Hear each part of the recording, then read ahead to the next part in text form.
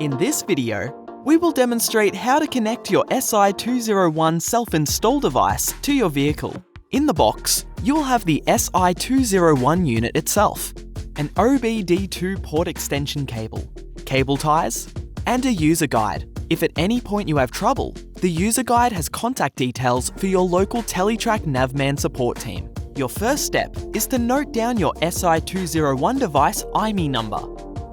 This can be located on the device itself, on the sticker inside the box, or on the box the device came in.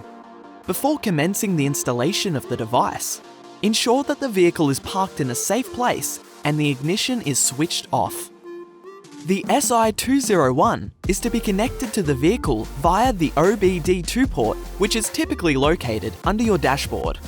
To connect the device, simply orient it correctly to the OBD2 port and push firmly into position. Please sit in the driver's seat to ensure the device does not impair your ability to drive the vehicle.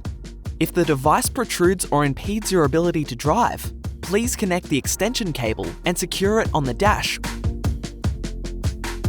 It's best to ensure that the placement of the device is able to have a view of the sky for better GPS signal quality. The device itself has 3 LED light indicators. Once connected, the red power LED will illuminate.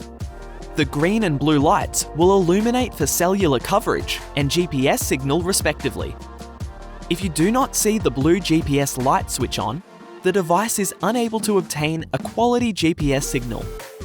Please connect the extension cable and secure the SI201 device with an unobstructed view of the sky. You can now confirm the device is connected to your vehicle by validating. Validation can be done by downloading the TN360 mobile app from the Play or App stores.